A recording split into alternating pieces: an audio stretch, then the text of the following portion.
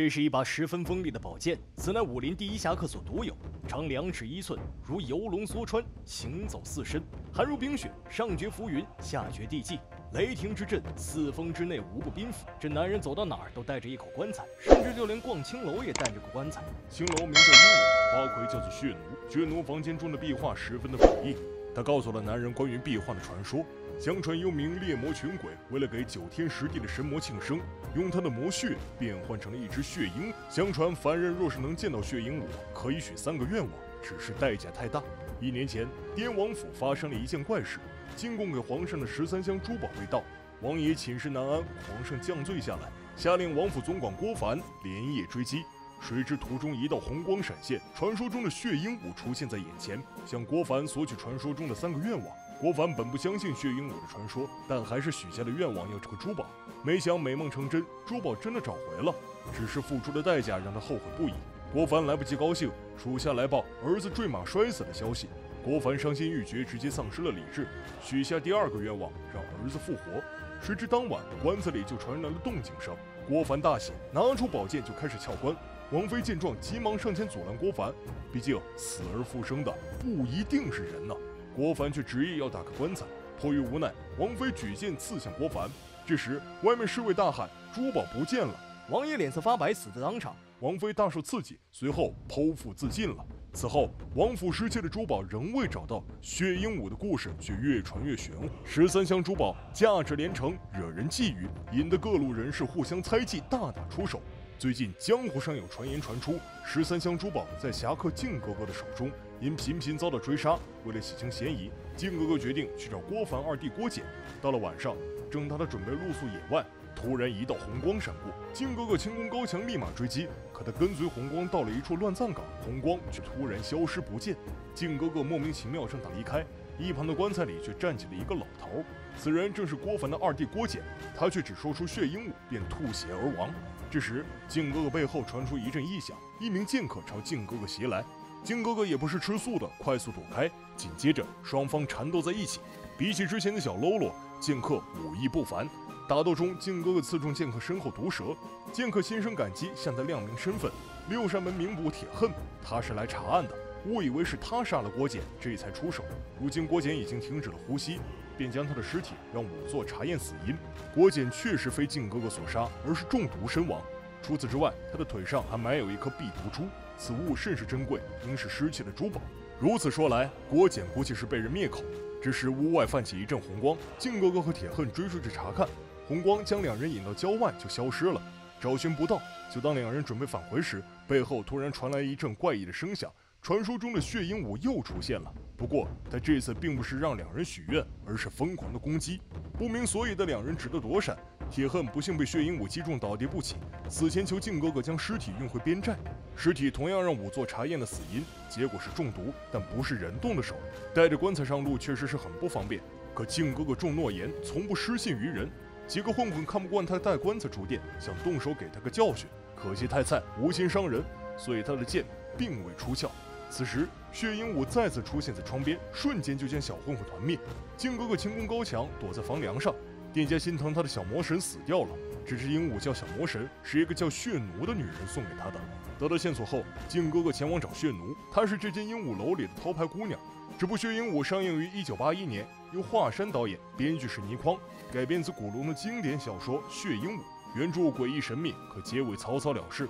邵氏翻拍此片不算失望，风格也是诡异非常，以血奴吃血食那段为甚，不仅诡异，而且还色情，徒手抛尸、全裸附魔、化尸吃蛆，五毒俱全，不是出的幻武邪典啊！搁现在拍门儿都没有。原谅小编不能给各位剪出来，不过原著的结尾也是敷衍了事。邵氏以商业挂帅，戏不够打来凑，打来打去，大家死光光，故事就结束了。好了，让我们回到电影的本身。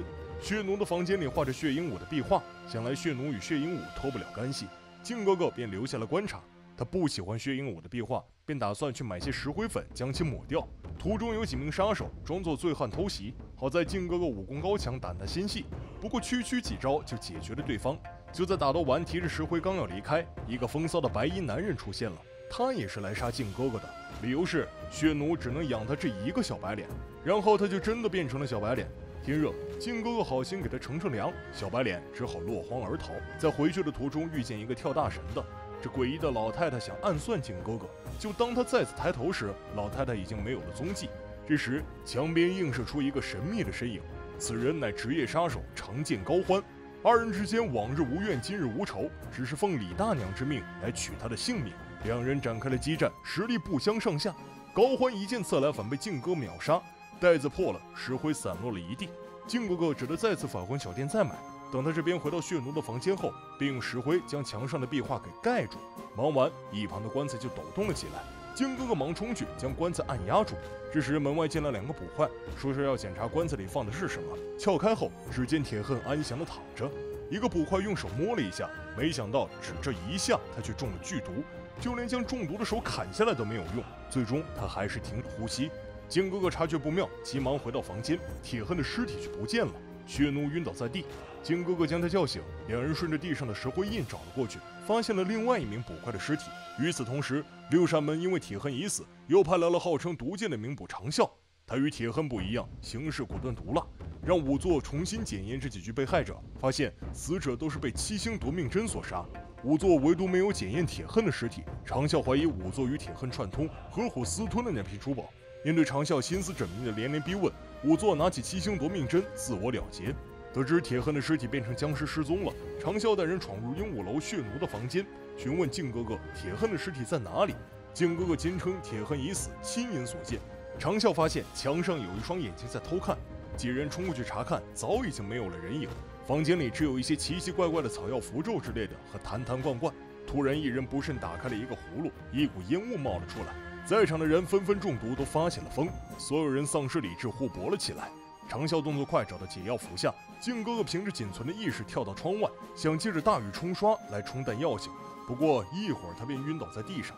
迷糊之中，有人给他服下了解药。靖哥哥看到了他腰间的令牌，这腰牌难道是铁恨不成？到了夜里，靖哥清醒后往回走，却听到以武三爷为首的一伙人正在计划去鹦鹉楼抓走血奴，用于换回李大娘手中的珠宝，提醒手下小心血奴红玉功高深。入夜，他们往血奴的房间吹迷烟，岂料血奴不是看上去那么娇弱，只是双拳难敌4手，被制住了。很快，血奴被他们抬着离开了青楼。中途看到了在路边绣东西的红玉，红玉姑娘暗穿人脸皮做的靴子。果不其然，红玉姑娘是个高手，一人独挑众人也是不慌不忙。此时靖哥哥突然出现，救下了血奴。红玉没有了顾忌，开始大开杀戒，一个人跟他们打，那叫个热闹。很快，他们的脸皮都属于红玉了。3人重新返回了鹦鹉楼，却被武三爷暗算。红玉忠心护主，不幸领了盒饭。就在要带走血奴时，发现靖哥，武三爷告诉了靖哥哥一个秘密，原来血奴竟是滇王妃的私生女，她身上有玉佩作证。就当他想要继续说下去的时候，却被一位老太太用毒针暗算。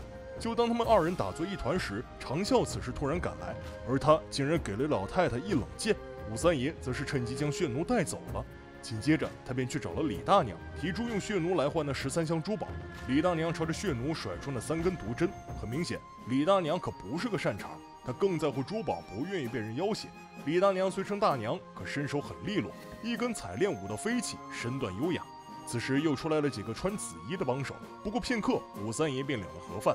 这时长啸与靖哥哥赶来，靖哥哥急忙去为血奴敷药疗伤。